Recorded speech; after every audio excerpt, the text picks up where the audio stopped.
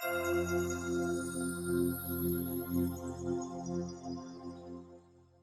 everyone, Cream Ray here, and today I have on with us Marcus Hanson, the founder and owner of First Touch Football Canada. Hey Marcus, how's it going? It's going well, Kareem. How you doing? Thanks for having me on. I'm good. I mean, as I said before, I'm very excited to do this interview, and with everything that you're doing with First Touch Football is absolutely amazing. And how long have you been in the atmosphere for with soccer? Yeah. So in terms of the business, we kind of started around late 2018.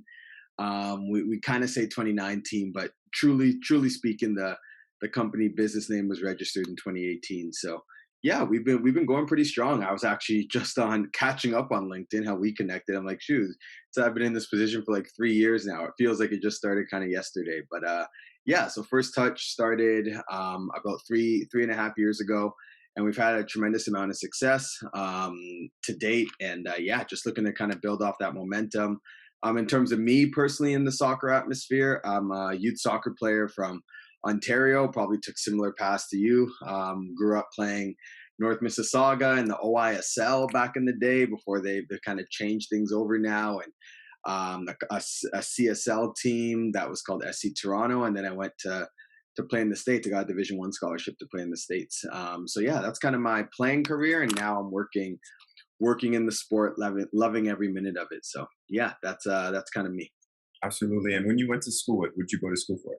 Yeah, so I originally went to school. I want to be a writer. I wanted to study journalism, like sports broadcasting. I really loved. Funny enough, he's a sports commentator now. He's a little bit older, but before he kind of blew up, his name was Stephen A. Smith. So I always wanted. I had a real love for basketball and soccer, and I just wanted to be that kind of person. At least that's what I set out to be. My parents didn't really think that was too much of a career they wanted me to go through. So I had to double up, and I majored in political science as well, with the aspirations of maybe becoming a sports lawyer down the line. So didn't really know which path I was exactly going to go down, and kind of kept both options open. So yeah, I graduated Buffalo with 2 degrees, one in political science, one in communications. They didn't offer journalism specifically, so I took communications with some sports journalism courses and stuff like that. And yeah, not using any of them to this day. So if anyone's listening out there, you're not always going to know what you're going to do at 17 years old. But no, definitely experiences that I draw from for sure. Right. And back in 2018 is when you started at FTF. So how old were you there? Yeah, it was a different experience for sure. So I didn't. It's not like one of these projects I've been sleeping on. Like I said, I've always had a basketball background. Like I played some pretty competitive basketball growing up. So there was a company out there called North Pole Hoops, and I just remember I used to like go to youth games, and very similar to what we do at FTF Canada now, just a little bit different in terms of like how we come off as a company. But I remember I always had an admiration or a respect level for that organization. I thought what they were doing was fantastic, and they made their own niche in the Canadian basketball circle, just exposing players and helping out on that exposure piece. So I know the guys at North Pole Hoops. So yeah, when my university career kind of ended in 2015, and then I took a year and was just kind of thinking about it. I did my master's at Brock University, and while I was doing my master's, it just hit me. I'm like, okay, this is how I'm going to attack this. Like, this is exactly what I'm going to do. So yeah, we wanted to always be an event company. We knew we had to increase the exposure of Canadian athletes and give them a platform where they can showcase themselves and get spotlight, get exposure, whether that's online. This is the digital media side of our business, or whether that's like in person. You just come to an event, you play really well, and someone can say the word and get you connected to a Division I, II, III, NAI, JUCO, Canadian school, CPL contract, whatever the case may be, and then find that niche. So yeah, we were able to kind of break through and have a lot of success. No one was really doing it at that point, so we were very new to the market, and yeah, just adding things. We always wanted to do showcases and other types of events. So yeah, the event side is really what you'll see from us, I guess, moving forward in the next 3 to 5 years. But that initial success was that little niche market there. And it just at its core, just adding exposure to Canadian soccer players. Right. And you mentioned that no one was in the space. Do you think that made it easier for you guys to get in and explode in that space? For sure. You definitely have to do it correctly. And I think that's one thing I pride our team on is that, for lack of a better term, we're no BS. We're literally trying to provide as much value to athletes as possible. I think others maybe have gotten into the space, or can't even, our competitors can replicate what we do if they wanted to. But I think one thing that we always, and what we pride ourselves on, is we have to be genuine, and we have to create realistic opportunities for Canadian soccer players. So if we're not doing that, yeah, sure, we could have ran. This is our, I just put it out there the other day, this is our fourth time going to BC, and we've grown every single year that we've gone there. But if we weren't, and everyone on our team basically is from the Ontario region, so obviously they understand what we're doing. They're seeing the blueprint. They're seeing some success stories that have come from it. So we wouldn't be able to go there in year two, or even year three. Forget year four, what we're currently planning now. So you got to provide as much value. So I think that's the biggest thing. Even though we didn't really have any competitors, I've seen other organizations host different types of events. And again, we're not directly, no one does the digital aspect, obviously, but yeah, from just an opportunity standpoint, you can't just say you're going to throw an event and promise all these things, and then none of the promises come true. You won't have that repeat success. So that's something we really pride ourselves on, and has really helped us move forward in this space. Understand. I think it's really important, and a great point that you mentioned a realistic opportunity for Canadian athletes. I think that was a strong point right there. And then, for, the way you guys are connected in the space now, would you say, you know, for me being an outsider, I would say it would be pretty hard for somebody, for any other company to get into the space the way you guys have established yourself. And I don't know of any other company doing what you guys do in our space. For sure. What would you say? Yeah, you know what? And we're a big supporter of people as well. Like, I know, like, I have friends that do, like, one of our biggest things, or what a lot of people know us for, is our combines, and like those individual recruiting events that people go to. You pay X amount of dollars and try to get your opportunity. There's actually a good amount of people doing some great work in those spaces as well. And I even recommend players that like our event. They say, "Hey, I want to go to something." I'm like, "Well, this is coming up fairly soon. You should check this out," or whatever the case. I don't really see Canadian markets as being like, it's too competitive. I feel like sometimes between clubs and academies and whatever companies, you're always competing. I think there's enough room in this space for a lot of people to work together. But yeah, you know what? Like, if someone does come along, again, it'll take a long time. It took us about 3 years, 4 years to be at roughly about 75% of where we want to be now. So I don't know. If someone does come, that'll be fantastic in terms of coming into the space, because it'll make us try harder and push to work harder. But in terms of where we're at, we're pretty confident, just in terms of like what we got going on, the realistic opportunities that were given to players. And at the end of the day, no matter if there's us or someone else, or two people working together, three, four, five, it doesn't matter. As long as that end goal remains the same and you're in it for the right reasons, like our game is growing, then you can only help and applaud people, right? You can't. I'm fully in support of anyone who's doing anything, and if we can help out as best possible, then we will, for sure. So yeah, that's amazing to have um, that intention, that why, and to be able to be open for other companies to come into this space. That's amazing confidence, and you guys are already so far ahead with it and have the relationships and connections in place that it's very established from my view of how I'm looking at things, and I think you would agree with me. Yeah, Um, definitely. We do some good work. We do some good work, for sure. yeah, and I mean, FTF is like, it's so well known in the communities of the cities, Brampton, Mississauga, Vaughan, Woodbridge soccer, that that's the go to right now. It's FTF. Appreciate that, man. Thank you. Thank you. So, what do you have a why? Like what's your why?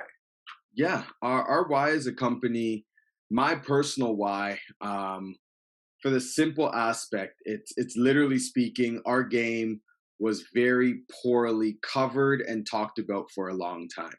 And I think now, with the success of our men's team, previous successes of our women's team, people forget back in 2012, our women's team was medaling for was medaling in the Olympics and doing those types of things. We were like head and head with the United States for years. I just don't think not enough people were talking about it. That was the biggest thing. Like there wasn't enough outlets. You see outlets now like One Soccer, and I'm friends with the people over there that broadcast the CPL games and our Canadian men's national team games. Like that's a massive investment that they put into something that they didn't know was going to be a return of investment. They're probably jumping for joy now. We got the World Cup coming up. We're looking like we're going to qualify for the 2022s and then almost get that auto bid in 26. So things of that nature. I just feel like in terms of what's our why, we wanted to do that at like a step lower. So if that's like the Canadian men's national team and you see those guys coming through, like who's talking about the generation below, like those under 20 guys, those under 20 girls who are doing very well, whether it's in the NCAA or it's youth sport or just youth soccer in general. Like who's that source? Who can people gravitate to? Who's going to know what's going on there? And then at the same time, so not only knowing and exposing and talking about these people and these players, but also providing with them, like I keep saying, I think I said it probably 5 times now, but creating opportunities for players to also profit and value off this as well. It was a no-brainer for us. So our why, to answer your question, Kareem, is just we needed to have, our why is we want to have people understand that Canada soccer is here to stay, and it's not a joke. We just want to continue to push the envelope as much as possible and help grow this game. Absolutely, I love that. I wish you guys were here and back when I was playing. Definitely. Honestly, I can say that about a lot myself as well. I wish someone started this actually before. I probably would have stuck in the game a little bit longer. But no, it's always good. It's always good. Right. And now you being in the position where you are now, you're a founder and owner. How much do you like to be on this side of things that you're on? Yeah. I love it. Honestly, I've grown into the role. And I have an amazing team. They're obviously not on this call, but if you know FTF, you know it's just not myself. There's an amazing team. We actually meet every single Tuesday, and it's 2 guys on the West Coast named Shane and Adam. They're partners and team members with the company that do some fantastic things, some things that are truly outstanding that helped us grow at this point. Henry is another member who's on our team, who's locally actually in Brampton, who currently does a lot of work with us. Kevin Calamari, who's our photographer and our videographer. And then actually my girlfriend, but our head of admin, Makaya, she does everything from an email standpoint with our team. And if people didn't wear those hats within our company, we wouldn't be where we're at. So it's massive steps, and everyone's invested. Like when it was just a brain thought, I remember bringing the idea to Henry and Shane, and they didn't even know. They were just like, yeah, I think this could work, but let's see how it goes, and to see where the growth we've had over the last couple of years. And it's been truly remarkable. And yeah, I thank the guys every day, but in terms of being a founder and an owner, it's cool. It's cool. You get to be part of different meetings and different topics and do a lot of cool things within the game that doors probably wouldn't have been open to you if you didn't have that type of status or that type of cachet amongst our successful companies. So no, it's been fun these last couple of years. And again, just growing into the role, I admit I'm not a know-it-all. I'm not like I came from one company and have a ton of different experiences. I'm a sponge and I'm learning, but at the end of the day, I feel like we're doing a pretty good job, but still a lot of learning and a lot of growing to do for sure. Absolutely, that's amazing, and shout out to everyone at FTF, your team. Great people. Yeah, no, thank you. I wanted to ask you about the team. You mentioned it in the beginning. You shared this vision with them. Was everyone that you shared the vision with there from the beginning, or obviously it took some pursuing to do to say like, oh, I really see the potential of this. But out of everyone that you just mentioned, were they there from the beginning? Was everyone there from the beginning?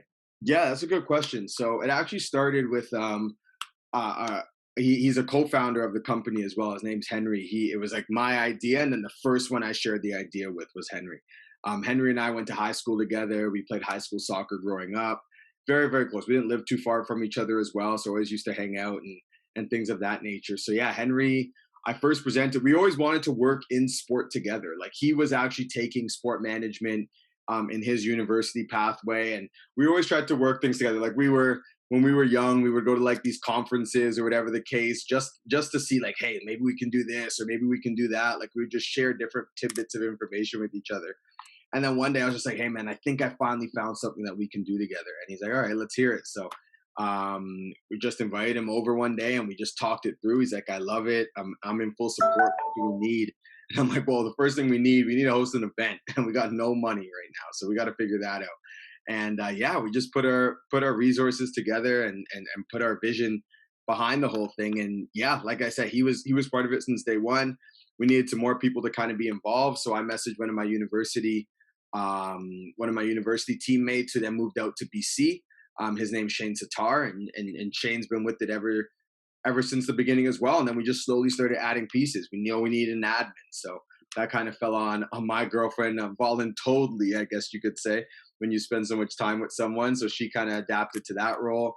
We needed another person out in the West Coast, so Shane found one of his best friends now that he's moved out to the West. So it's and then we needed photography and videography support and more of a marketing eye for things. And that's when we were introduced to a person named Kevin Calamari, who's been instrumental of what we've been doing so far. So yeah, it was and then the team slowly built after that. And now we've had everyone that's really, I can't really say negative things about anyone who's really helped out the company. Like even interns that we've had in the past and stuff like that. Like every small little bit helps. And yeah, so that's kind of how the team kind of evolved. But yeah, definitely for sure, Henry and Shane, I think since month one, month two, have been with it every single step of the way for the last 4 years now almost. Nice. And, you know, that's nice to have from the beginning, to start it up with a group and to continue to build it together. That's amazing. For sure. What are some short-term goals for FTF right now? I mean, you guys have already accomplished, as you mentioned, 70% of what you guys want to be, or where you guys want to be. What are some short-term goals that you have for the last quarter of the year before we dive into 2022, and then after going into 2022, what are the long-term goals? Yeah, great question. So yeah, our 2022 plans from an event standpoint are already set. We're big planners at FTF. Like these meetings that we have, I say every Tuesday from 2 to 5. We have a 3-hour meeting as a company, and we just go through everything that needs to be done that week, and everything that's coming up in 2 weeks, 3 weeks, what we need to do next month. So yeah, our 2022 calendar is basically all planned. So we, in terms of what we're looking like to end 2021, finally we get a little bit of downtime. I myself, I'm going to this MLS Next tournament that's in Los Angeles on Friday, just to do some scouting and some networking out there with some people. But yeah, in terms of the end of 2021 or the next 3 to 4 months, we're basically pretty much set. The only thing we really got going on is an event in Vancouver that we're continuously planning for that's going on during March break. But everything else is pretty much kind of good to go. But one thing to answer your question in 2022 that we got going on, we have 3 tournaments that we're looking to host. They're all in the Ontario region. And from a tournament standpoint, we want to be able to get to a point where, and you probably participated with them in growing up, and I know I did as well, is American showcase tournaments get a lot of cachet. Almost every club goes to the States because that's where they feel like all the coaches are, and that's where they can feel they can get the most amount of exposure. In the next 2 to 3 years, we want to completely blacklist that out. We don't want anyone have to travel to the States anymore. You guys come here now is our philosophy in terms of what we want to build. So yeah, we're building out 3 tournaments right now. One during Easter. The other one's going to be during Canada Day, which plays on the name FTF Canada Day long weekend. And then we just ran like a smaller version of one during Thanksgiving, which would be a Thanksgiving tournament. So basically on every holiday that we have spaced out amongst 3 to 4 months, we're looking to have like a major showcase tournament. So ideally speaking, if you're a youth player and you want to go to showcasing, you got essentially 2 to 3 events that you could participate in, and you wouldn't have to do that travel, that $1,000, $2,000 travel to the States per player every year. You can just come home and do something local that will provide equal, if not more, opportunities. So yeah, that's our long-term planning. It's another thing where we're starting to get into the showcase business a little bit now. We've done the individual standpoint, but now now getting into team showcases, coming out with like team rankings. And I remember when I was growing up, it was like Terra Sport rankings. I think now it's like Got Soccer. We're going to try to wipe that all out and make some FTF Canada stuff that should be pretty cool. That's that's awesome. Parents and players are spending thousands and thousands of dollars to go to the States. I remember hopping on the coach bus, going down to the Yeah. States, staying at a hotel, food. Yeah, that's 3 meals a day, right, out of pocket. So to have something like this in the backyard is a is a no brainer, and it's an amazing opportunity for FTF. How long do you think that's going to take for you guys to fully accomplish? Would you say that in the next 5-10 years? Yeah, I would say in the next 5 to 10 years for sure. So there's other good tournaments in Canada as well, but one thing that we definitely want to change is that opportunity aspect and making sure like realistic things are coming from places. So we don't want to grow too quickly.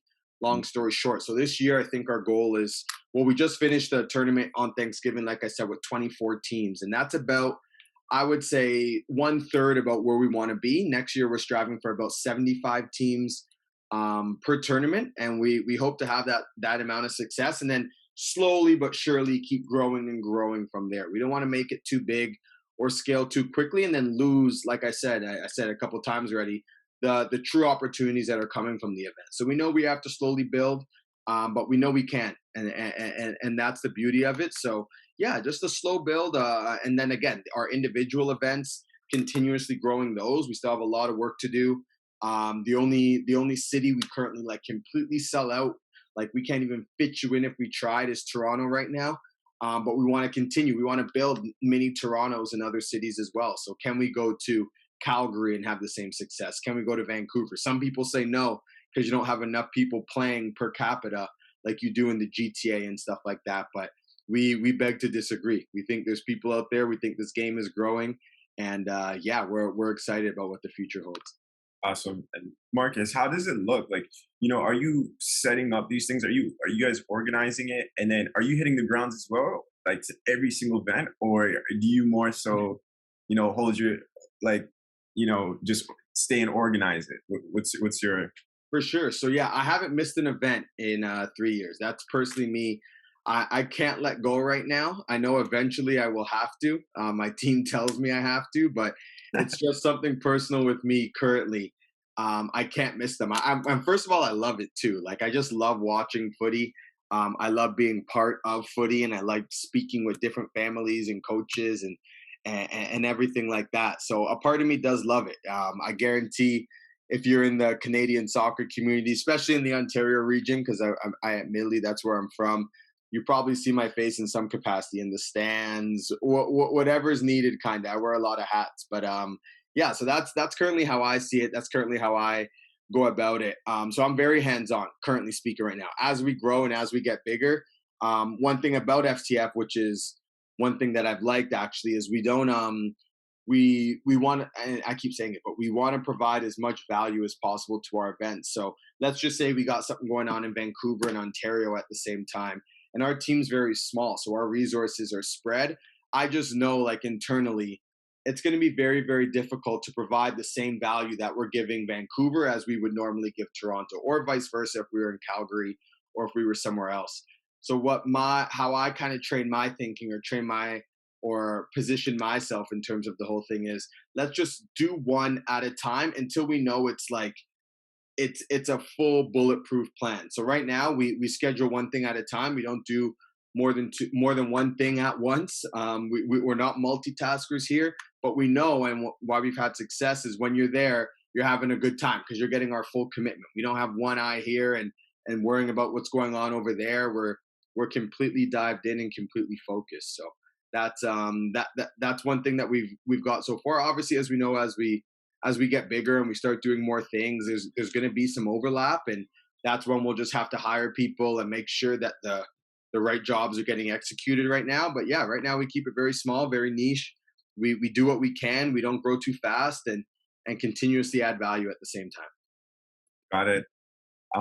You've mentioned value many times, so it's very. I could see that and understand that it's very important, which is good.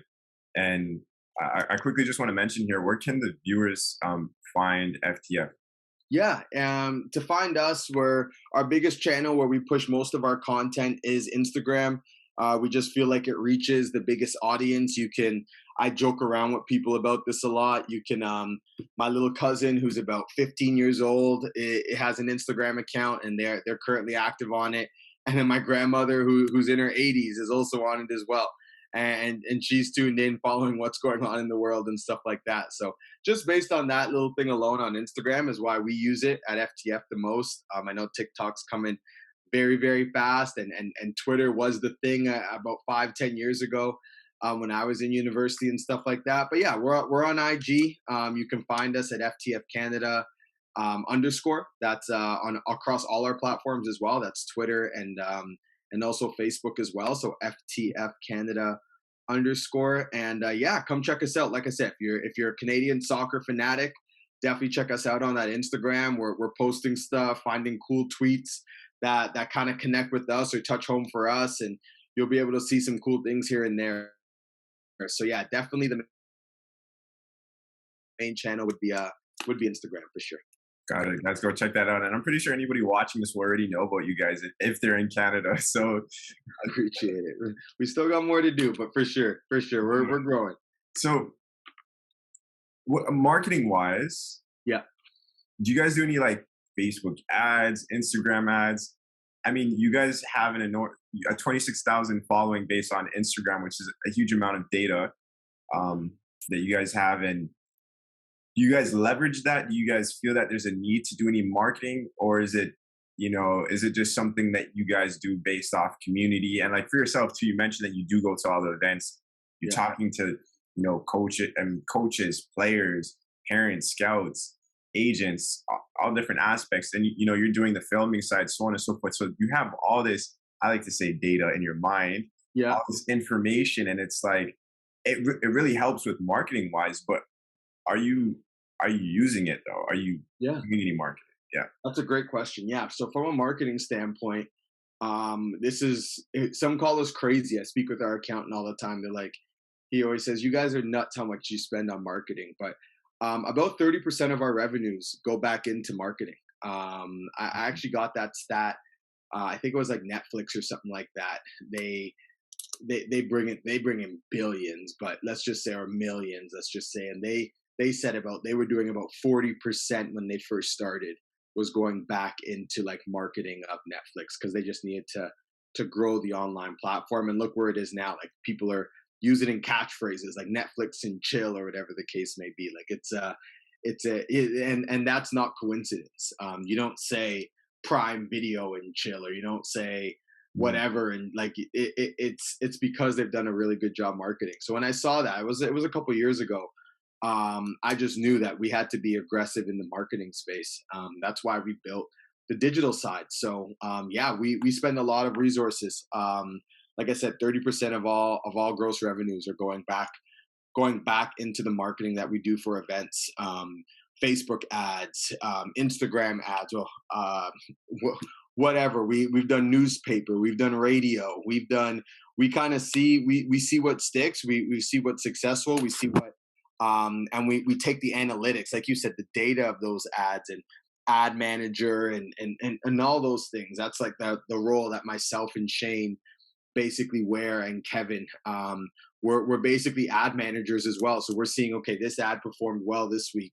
We do Google ads, YouTube ads. I'm probably giving out some of our secret sauce now, but yeah, we're very aggressive in that space. We invest a lot into it as well, because we know we have a good product. If we didn't have a good product, and where I think some people struggle with marketing and understanding it collectively, is that, let's just say you made a great ad you were selling a pair of shoes, and they went on your website and they went to go buy those pair of shoes, but your website is like not even up to scratch. It almost looks fraudulent, but you have a good pair of shoes. That's that the marketing side, or the ad. Maybe you spent $50 on Instagram to get out to some people, whatever the case. You might see that as a failure. Like you might be like, oh well, I have these great pair of shoes and no one's buying them. it must have been the ad. But what we've done is like, okay, when you get to the page, is it easy to get there? Is it easy to register for an event? Is it easy if we want you to read an article? Is it easy to get to that portion of the website? If it's not, how? Like, click through. We Facebook is a great tool for that. You can literally see from when someone saw your ad to get onto your website, what did they do? Did they get to, let's just say it's a checkout. So let's just say they paid for an event of yours. Like, where did they stop? Did they stop at a certain section? Did they like half fill out the form and then stop? All that's valuable information because you want to know exactly what people are doing. So yeah, we spend a lot of time just making sure those things are right, because we know at the core of it, our product is good. Like, we know we're doing something correct, we're doing something right, we're not a scam, we're a legit company that actually provides value to Canadian soccer players. So if we're spending X amount of dollars on marketing or ads or whatever the case may be, we should see the return of investment on those things if you're doing it correctly. So yeah, it is time consuming. Long story short, takes up a lot of my days. And we spend a lot on marketing, graphic design, and different things like that. But it all comes together in the end for sure. Absolutely, authenticity is key, and I think I might have to ask you some Facebook questions in the future, the near future. Definitely, definitely, always open. The two questions I have, thank you. Yeah, that'd be awesome. The two questions I have, one being, I have a good amount of knowledge behind Facebook ads, but Google and YouTube, how long would you say that's a different ball game? That's a different, thing to learn. How long did it take you guys to learn that? And do you guys think Google and YouTube, well, Google are keywords, and then you're saying YouTube ads is video ads? Yeah, so our marketing team has made like videos. Let's just say we have an event going on that we want people to know about. We'll make a YouTube ad or a 30-second ad, and then yeah, we obviously have our YouTube account, and we put like an ad base on YouTube. Very similar when you see people, and it's not that complicated to use. You just have to kind of do some research there. But yeah, so for instance, like when I'm a big YouTube guy. Whenever I can't just do something. Like if I'm folding laundry or cooking, like I gotta watch something. If a game's not on, then I'm like watching a YouTube video on something. It could be soccer fantasy, for example, but I gotta watch something. My mind's gotta keep going. So for example, like every time I watch like 2 minutes of a YouTube video, you get that skip next ad or whatever the case. You can skip the ad in 5, 4, 3, 2, 1. And one day I was just like, hold on, like how can I get on here?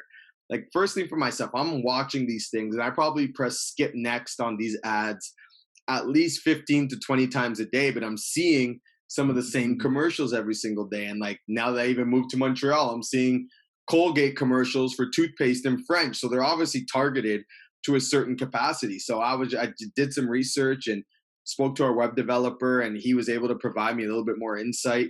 So yeah, we were able to basically have targeted YouTube ads, which is really cool. Something that we've been running as of recent to like soccer players between the ages of like 18 to 25. And if they're watching a soccer video like Cristiano Ronaldo's best highlights, like we're in the queue to get an ad in there at some point in time. And if they like it or they like what we're doing or they like then they'll click through, and they provide you all the analytics on those. So they'll let you know which ads are doing well and which ones aren't. So it's it's something that we're super high on. I see a big and you want to be invested in those things as well, because the return of investment's massive. And again, like you said, how people kind of know who we are, it's not by accident. Like it's not one of these things where we just posted a cool thing and went viral. Like these are calculated methods, long story short, about how we got here. So yeah, that kind of wraps that up. Hopefully that answers your question in long form in terms of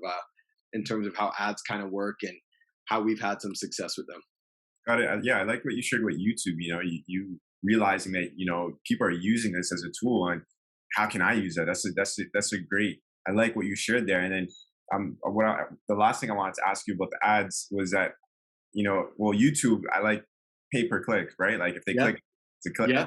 so that's good. But I've never used Google ads too much, like YouTube a little bit, Facebook ads a lot, but Google ads, that's people going to Google with the intention, typing something in, a keyword, which, Facebook, you're actually kind of like, going cold, warm, hot. Yeah. Google is hot, Yep. right? For sure. For Intentional. sure. Cool. Just, how long did it take you to learn Google Ads? And, out of the three platforms you just mentioned, which one's your favorite? Yeah.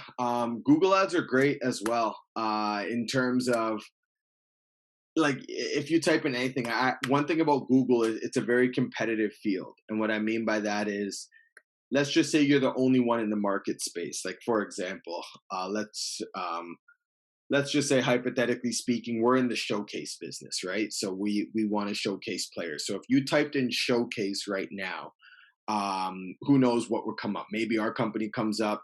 But actually, let's bring it back to a larger scale here. Let's just say you typed in shipping. You wanted shipping from China. You wanted to get something from China, and you typed in shipping from China. On the Google ads, you're gonna see before you even get to the real links of like clickbait and the actual algorithms, you're gonna see about 5 different shipping companies that have put their ads on Google first because they understand that when you're looking to ship something from China, you're going to Google it. No one knows how. So you're going to Google it and you're going to try to figure out how to get it done. So what these companies have done, like big businesses, they put their ads at the front. So they'll pay, let's just say when they first started, maybe it's $1 per click or $3 per click or something like that. But as you see, you get more and more competitive as the years go on. Like if you Google it now, I guarantee, and you're paying, like when you see that first link, and it shows you, it says ad like on the left side of it as well on Google. The first 3 to 5 links are normally all ads before you actually get to your algorithm base and stuff like that. So yeah, that in terms of like Google ads and how they work, you definitely want to be first. And then after you're first, you don't want to let anyone know about them, because as soon as someone else gets into that space or starts using that, then Google and how they make money, they upcharge the price of what it would be the following month. So let's just say 10 different companies are now paying Google to be first on searching for how to ship something from China. Then they can say, okay, well, it's $10 per click. And what are you going to say? Because your competitors are doing the same thing. Now it's $30 per click. Well, what are you going to say? Because your competitors are doing the same thing. So it gets very expensive, and that's when you have to be very cautious on it. How we've done things strategically at FTF, we just found certain words that people would search, words like showcases and different things that are associated with our company, and got into the space first. So hopefully those things pop up when you search those names, showcasing in Canada, for example, or highlight tapes, recruitment highlight film, whatever the case, in Canada, whatever the case may be. And then yeah, we're normally first or second in those, or and get some success from that as well. So yeah, hopefully that answers the Google Ads question. And then in terms of which one I like the most, I personally like I like using social media ads the best. Facebook especially, I think, is really good, which is obviously linked with Instagram, and I think now they've changed their name to Meta or something along those lines. But yeah, for us, it's the best because not only will you then go to our site, which is obviously the point of sale or whatever the case may be, but also you might go to our Instagram page where we have, yeah, just over 30,000 followers now. And we do a lot of good work there. We have professional graphic designers who are posting cool pieces of content on there. And you can see some of the success from some of our events about players who we call our FTF alumni, who are either committing to schools or doing very well at school. So that's kind of like our website before our website, long story short. So that's why I personally like using the social media ads the most. And to be fair, that's where we get a lot of our traction when we do run the analytics of our website. Like a lot of it is coming from social. Got it. And I see FTS as a one soccer for the Canadian Premier League. FTF is that for the in my eyes, the whole Canadian soccer market underneath that system. So That's it. That's what we strive for, and just try to provide a little bit of a different twist. huge. Put a number on this. How many combines or showcases have you guys done so far? Yeah, that's a good question. So in terms of, yeah, we just classify them all as events. We're probably in the 25 to 30 mark right now. I don't have the exact number, but we're in about 25 to 30 currently. In a normal calendar year, like we missed 5 months of 2021 because we were still kind of getting through the the whole pandemic. We didn't have our first event of 2021 until the end of May. We fit about 10, 11 events in that time frame. But yeah, so we missed a lot of 2020. In a normal calendar year, though, we're looking around 20 to 25. So as you know, we've only been open for 4 years and we've done 25 events currently speaking. But next year, knock on wood, everything remains the same. We'll be doing 20 to 25 events in a calendar year. So that's kind of what we're looking to do now. That's where we are, but that's also where we're looking to grow to in the future. And they're all planned. It's all strategic, and we're excited about what the future is going to hold. Absolutely. So 25, so 20 to 25 a year is a lot. Yeah, Um, does that bring any stress to you? What's going on with you personally? When all right, this is our goal. We got 20 to 25 events that we want to host. yeah. Does that bring a lot of stress to you, or usually are you like, we got this, we're good, and nothing usually goes out of order? We got most things under control For and sure. up and running. That's a great question. I'm not a very stressful person. Like my team can say that. I'm probably the one of the least stressful person, most easygoing people you'll probably meet. But not necessarily stress, but there's sometimes this fear and risk taking that's involved in terms of putting on an event, especially in an area where you're not familiar with. That they've never seen you. Like this year coming up in the end in the middle of 2022, we're going to go to Halifax, and it's one of the cities we've never been to before. So we don't know if people are going to like what we got going on. Has someone else been in the market before and maybe have and it's perceived negatively? Like I know we had to face that in Montreal. There was a couple of companies doing these combines and kids weren't getting what they were looking for. So then when we got into there, even though we're completely different, they just knew the word combine or the new individual showcasing, and it just immediately brought negative connotations to their head and what they thought about. So those are the things sometimes that we have to be very mindful of as our company, is that it's a little bit of fear, a little bit of risk in terms of going into new markets that you previously haven't established. But at the same time, in the same breath, how I look at it, you can look at it from that negative glass half empty view, or you can look at it and say, hey, here's an opportunity to grow. Here's an opportunity to do something new in a market that you've never been in before, and potential successes and helping out those athletes can then be a blessing, can then be a blessing, right? Like the things that we like to see the most is someone that we've never met before comes to our event and literally comes out of it and gets a life-changing opportunity. Like we've seen players go from our events directly to the CPL. We've seen players go from our events and get over a $200,000 scholarship because they committed to a private university in the States, and they're not going to have to pay $1. And that financial relief for their family in that situation in terms of getting into a post-secondary education and everything. So like, that's what kind of motivates us to go to these new cities, is not the fact that, oh yeah, well, we might only have 10 people who register for the event and then we're going to have to cancel and it's going to look so bad on us. Like one thing that we could also pride our hat on is we never had to cancel an event either. So obviously some of the stuff that we're doing out there, some of the stuff we're doing on the ground, networking with different clubs and academies and stuff like that, to be able to have their players come out to certain things like that is a blessing. So yeah, I think that's kind of where we land. That's kind of where we position ourselves in terms of everything. We want to be, like I said, the premier event company in Canada in terms of our showcases and our individual events. But I wouldn't necessarily, there's a massive risk that goes into play. And I don't think from the outside looking in, a lot of people consider that, but and we just preach to people, have an open mind. And I'm a yes person before I'm a no person. I hope others are as well.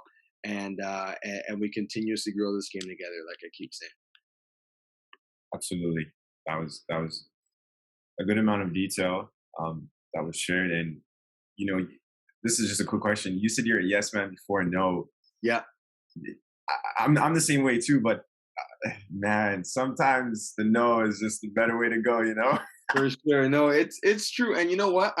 What I meant by that, it's not like I'm I'm always gonna say yes, and I'm always gonna make it work. But I'm at least open minded, and, Right, and right. and that's the biggest thing. Like at least having that open mind. Like if someone reaches out to me in a professional manner, I know some people, and I've done the same too.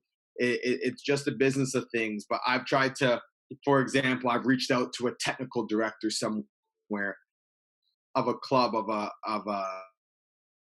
a city that we're looking to go to. And I just remember my interactions with this person. They're no longer with the club anymore, so I can kind of talk on it. But we're so completely negative. Like, no, like I know what you guys do. I do it myself. I don't see. We're not going to support this. Before, and all I said was like, "Hi, my name's Marcus. Would love to have a conversation." And those kind of things stick with me now. When anyone reaches out to me, like, and you'll be surprised, we get a lot of stuff.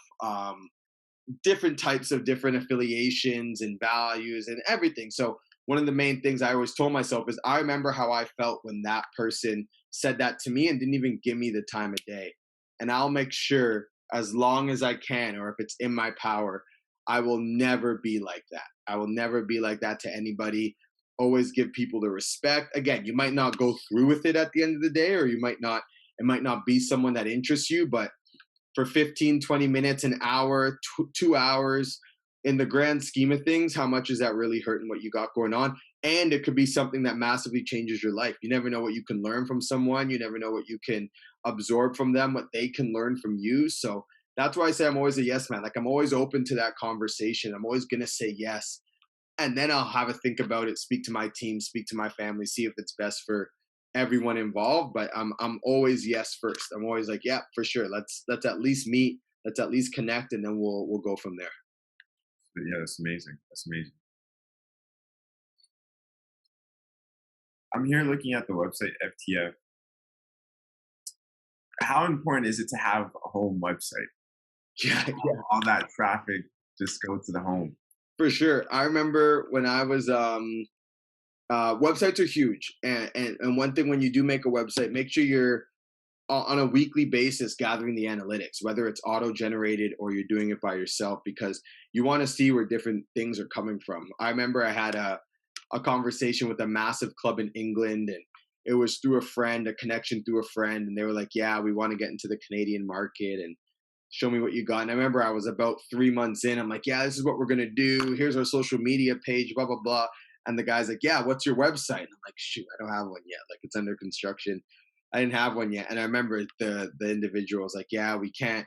Well, like, come back to us. Like, we're super interested, but come back to us, and we can build a relationship. But like, we're not going to start anything without if you don't even have your website yet. Like, you have a lot of work to do on your own front." That always stuck with me in terms of whenever someone brings up a website.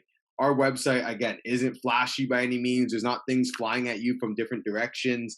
It's very to the point, but we actually get a lot of compliments about it too. Like we have our FTF alumni on a page. When you want to sign up for an event, it's very easy to click through, get to it. You see our partners, you see our staff. Like it's a very simple read through, but it does its job. And again, we get a ton. And I've looked at other companies who are very similar to us and very similar understanding. Like a lot of our traction is going to come from our social media pages, but just making sure you have a proper website, one where you can get analytics from, so you can learn about what's the best thing to do or what worked and what didn't work. And then secondly, yeah, just a landing page where you can, whatever your business is, and whatever you're looking to achieve, just somewhere where people can refer to and get that information quickly is very, very important.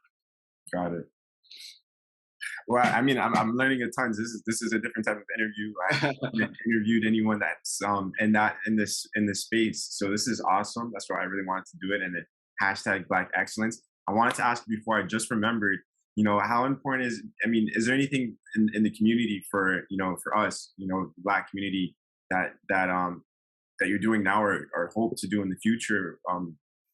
Whether it's in Canada, the United States, or anywhere, I'd assume Canada, the United States. But is there anything that you're doing now, or that you want to do for I mean, you're already doing stuff for the community, but more so focused towards Black men, because there's, from what I've noticed, correct me if I'm wrong, but there's not too many from what I'm seeing. I'm not looking too much, but from what I know that are in our space. For sure, for sure. That's something massive. That's a big pillar for us. We actually have a foundation. I think we recently just took it down because it was getting a little bit stale. Long story short, it was just something that was something we were very prideful. We partnered with a restaurant called Joe Bird, and it was called the Joe Bird and FTF Foundation. And basically, what it was able to do was actually raise scholarship dollars for young black athletes. So we had basically Joe Bird. If you donated, we would match you from an FTF standpoint, and then the restaurant would always match as well. Would match as well. So we were able to actually raise. I think it was close to $1,000. So we had a $500,000 boy winner and a $500,000 girl winner. And again, 500 might not seem like a lot, but in the grand scheme of things, that was able to be presented to someone. They were able to get a scholarship from it in our first year. And we plan on doing stuff similar. Honestly, being an African American in this industry, like you said, Kareem, is very, very slim. And I've been part of conversations. I've been part of meetings where you feel like the outcast, and you can attest to it. I know I definitely can. And we want to see more people in these types of leadership roles, and just being part of the community in general, especially the Canadian soccer community. And I think we will get there. I think we will get there. It's just a matter of supporting each other. So even though we have that foundation, that's like the big picture item, and that's what I could always draw to when I'm having these conversations. But at my very core, like, I will do anything possible to help out someone in the Canadian soccer space via what I have at FTF. Like, if you came to me and said, "Hey, Marcus, I need this, this, and that," I'm going to literally do whatever's possible to help you, to help anyone from that nature get there. Whether it's like help with licensing. I know I've had a couple coaches reach out to me that need help. I'm very good friends with the president of Canada Soccer, Nick Bontis, and be like, "Hey, I need help with licensing. Can I get into this course?" I'll shake as many hands and try to pull as many favors as possible to help push the game from a coach standpoint, from a job opportunity standpoint. Like, I'm very pro in that environment. The one thing I just always say is we can't lean on it as a crutch. Like, even though we're a minority, and especially people of color in industries like this, it can't be like, "Oh, I deserve this job because I'm a person of color." Like, no, we also have to show like we have what it takes on the back end as well. Like, we're just being marginalized or whatever the case. We got to become qualified. Like, if they want those licenses, we got to get them. They want this type of degree, we got to have it. So if you make sure you're doing your work on the back end, then you'll have a million people, one of them including myself, pulling for you on the front end and helping push people. Long term for FTF, we want to do more. It's just in terms of making sure we're doing it the right way. Like, we want to be able to hire people in those certain positions. We want to be able to push massive foundations and massive charities and stuff like that directly help those causes. We know that kind of comes long term. We're just getting started too, so we kind of need some of that support currently. But in the long term, it's definitely a mandate for us, and it's something I look to push in my day to day for sure. Absolutely. There's four things I want to ask you after the call, so I'll keep that towards after. But For sure. talking about that support from others, sponsorships are a big thing. Yep. I see. I don't have it pulled up here, but I've seen on the website, Puma, Gatorade. Yeah. Who else is there? That stadium. Yeah, stadium sports leagues. We got we work with best athlete training. We got a lot of different we call them partners because we just don't want to. I feel like the word, I don't like using the word sponsorship a lot. I know I referred to it earlier in the call because I feel like it should be a partnership, and you should see value in investing in us. You're not just sponsoring us because of the kindness of your heart. Like, we provide value back to you as well. It might not be in kind in terms of like a dollar amount or anything like that, but we're also providing value. But yeah, some of the sponsors that we have: Gatorade, Puma, Evangelista, great people to work with, great individuals at those organizations as well. And yeah, we did a lot of work to get them. To be fair, we had to present packages, we had to pitch presentations and show them what we were really about, and have someone believe in what we got going on. And we've been working with Gatorade for the last 2 years now, and we've been working with Puma as of recent, since this summer. Previous to them, we were with Anaria, and they were a fantastic company to work with as well. And all those people believed in what we had going on. And I'll tell you one of those things. All those people were not black individuals or people of color as well. So they were people that were just believing in the product itself. They took race out of it basically, and just believed in what you got going on. Kind of goes back to my other point is we just made sure we had stuff going through on our end. Like everything was up to date. You weren't just sponsoring us in terms of a goodwill project. You saw the investment that was coming back, and I think we've done a pretty good job of that, maintaining a lot of those relationships as well. Got it. So, I mean, a lot of these people, not of our color as well. I mean, of our color and not of our color. I mean, these are great people in these positions, 100% amazing people. In saying that, again, it's actually what you said. It's quite being able to, first of all, be in this position, to build up to that position, and then stay in that position and provide value is what you've always been saying. Not only that, but actually putting the package together, presenting, and then following up with your word, and what is it called, getting the results. Yeah. So with saying that, my question is, I put together a package myself, sponsorship package, but obviously yours is different. It's a partnership that you guys have. Sponsorship wise, is FTF going and getting these big partnerships? Is it big money? Like, this is more of a private question, but just as a company question aspect, is it big money that's coming from these partnerships, or is it more so like, let's see what this can do and ROI for us, and then like, let's build this relationship?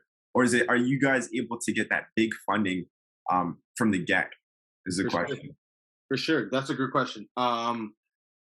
I'll talk about our Gatorade deal because it's a one that always comes up, and I find very, very interesting. So when we first started in 2018, I remember we were just looking. We're like, okay, what do normal event companies get sponsorship in? And you saw banks. I saw different types of things, and then one of the things I saw was hydration. Almost like everyone had some type of hydration affiliate, whether it was like BioSteel or Powerade or Gatorade, whatever the case may be. So I remember when we reached out in 2018, we reached out to Gatorade. We haven't even ran an event yet, and we said, "Hey guys, we'd love to partner with you guys if you guys were open to anything." And straight up, it was just like, "Hey guys, no, like not right now. Like we're not really interested." And I was like, okay, so you just keep working, you keep doing things. And I remember just after a couple of events, we got an email. I got an email in my inbox. I literally couldn't believe it. I was just like, I just messaged him, hey guys, Gatorade just sent us something and they want to meet. And I was just like, oh shoot, that's crazy. So went to the meeting, and they were like, yeah, ever since you guys reached out, we've been tracking you guys for the last 2 years. And we finally feel like we're at the stage to be able to work with you guys. And we would like to work with you guys moving forward. We want you guys to basically help us grow into this soccer market. They had some athletes that they were at the time very confidential. Now they're kind of in the open. Jordan Heidema from the women's national team. They're like, we value guys as someone like that. And we want to be able to work with you guys. So we were just like through the moon excited. And I remember someone on our team was like, and Shane, this is why I love our team. They were like, yeah, that's cool.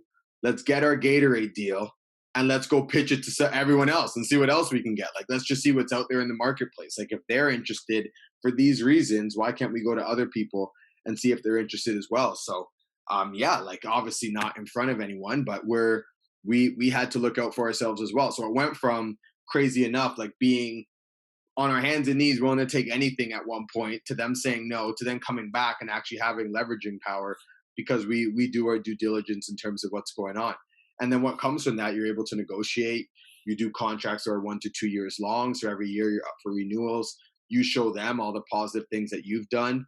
One thing that I think our company has now changed focus in is you're never going to change, especially from big corporations that have a lot of money to do types of sponsorships and stuff like that. You're never going to change their bottom line. Like, I would be foolish to think that FTF Canada, as big as we are in Canada, we're going to go to someone like Puma and we're going to change the amount of Puma shoes that are bought based on all the shoes that they sell throughout the whole world. Like, they sell millions and millions of cleats throughout the whole world. Our little speck of addition that might happen from FTF Canada isn't going to change them or persuade them. Like that's not your target, that's not your audience. What you do want to factor in though is the branding. That's what they care a lot about.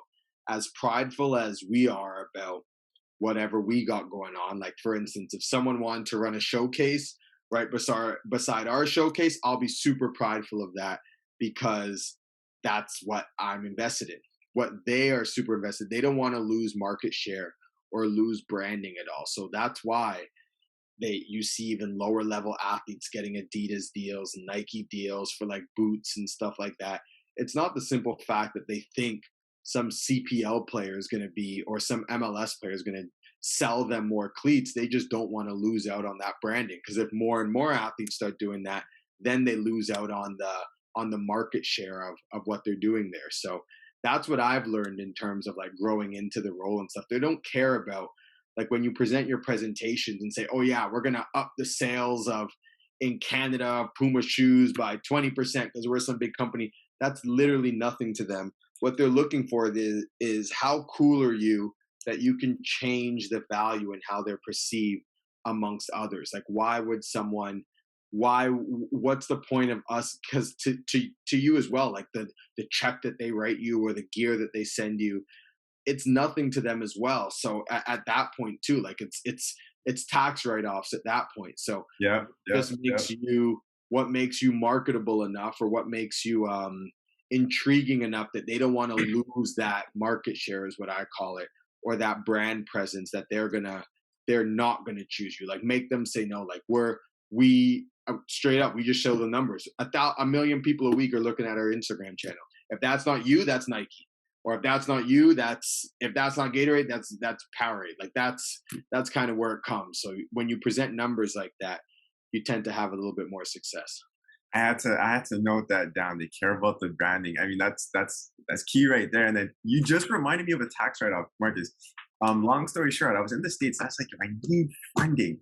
I Yeah, need some funding. Like, there's a lot coming out, not a lot coming in. I need a sponsorship. So I'm like, let me leverage the book, yeah, ad space.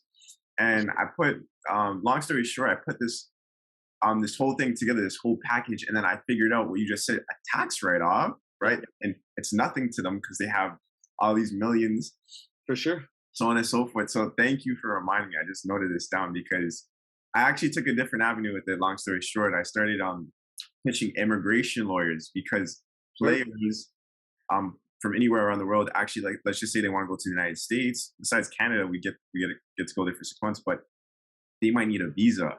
For sure. So yeah, that was, thank you. You just No reminded me. worries. No worries. Um, so with saying that, I think we touched on a lot of good points. Would there be anything that's like really exciting, or something that you really wanted to share, like to have here on the channel to share?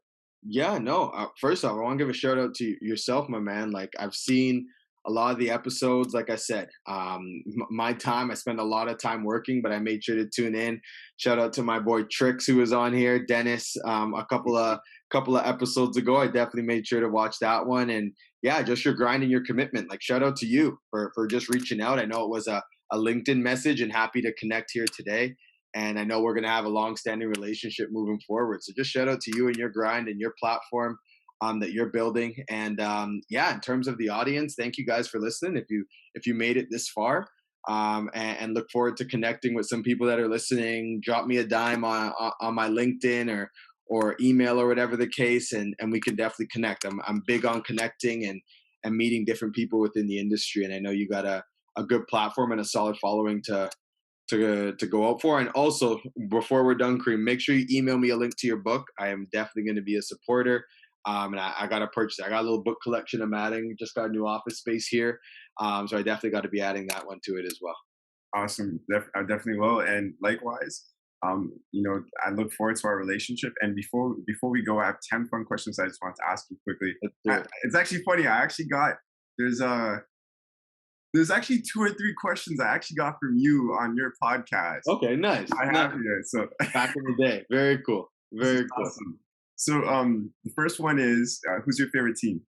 Favorite team? I'm a Gooner. Arsenal till I die. Feel like dying now, but no, we're gonna come back to prominence sooner rather than later. What about your favorite player?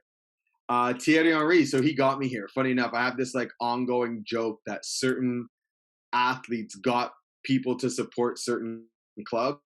So Thierry Henry got me to support Arsenal because that's about around the time when I was watching footy. So yeah, he made you an Arsenal fan and then kind of abandoned you ever since. And I feel like there's a few athletes in certain spaces like that. They make you fall in love with them, and then you start supporting the team, and then you can't leave the team anymore. So Thierry Henry's my guy.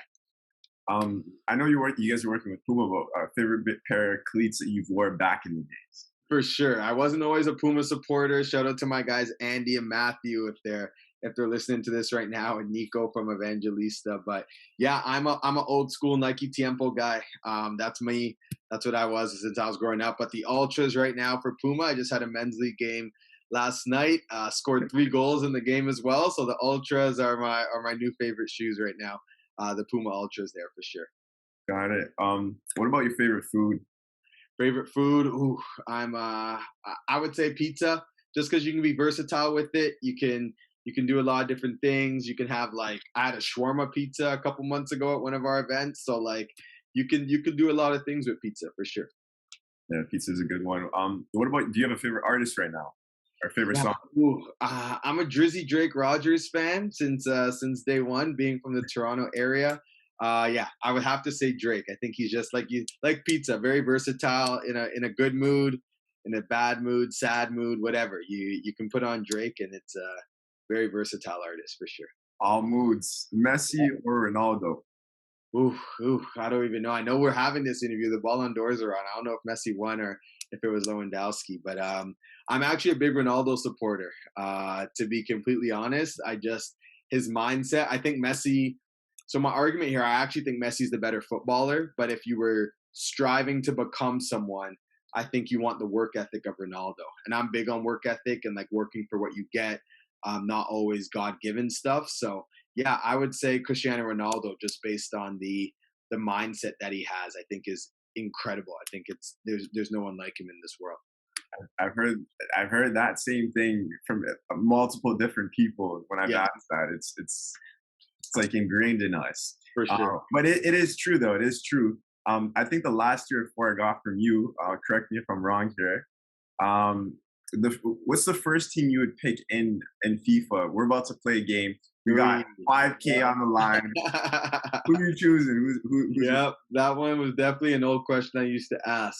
If I had to FIFA right now, honestly, I've been so busy. I haven't really been playing FIFA for the last couple of years. I admit we've gotten a little bit busier at FTF. I got to wipe the dust off my PS4. I don't even have a PS5 yet. But when I was playing Manchester City or Bayern Munich, if I had to pick between, probably Bayern with Alfonso. I was sticking Alfonso in the left back spot when he was like a 78 rating. I guarantee that's gone up a little bit since then. But yeah, I like Bayern because I also like to cross a lot in the game. So Lewandowski on the end of those crosses, and I'm a very direct player in FIFA. Not to say I'm going long ball, but I like to get it to the wings and serve the balls into the target men. So yeah, I would say Bayern. I would say Bayern. absolutely? Now, hopefully we get one game in the future or something. 100%. Yeah, Let's go. let me brush up my skills, and I'll send you a DM once I get a couple games in. I don't even have a console here. And maybe one day. Maybe one day. 100%. Two goals in a game or one goal and one assist? Oh, great question. I'm a striker. I used to ask that one a lot too. I used to always you guys wanted. I'm a striker, so I'm hunting those goals. 2 goals is a good game for me. 1 goal and 1 assist is nice, but I think I'm going with 2 goals. And I mean, the last 2 here, I think these are yours too. So shout out to Marcus. He's here with us right now. Would you rather score a free kick or this is the last minute to win the game? Would you rather score a free kick, golazo, or a PK? Oh, that's a good one. I think the free kick is a little tougher. The PK is nice, but like I feel like when you miss taking a PK, it always looks a little bit worse on you. But a free kick, the chances are just so much more. They're so much less. Like it happens a lot less. So I think the free kick.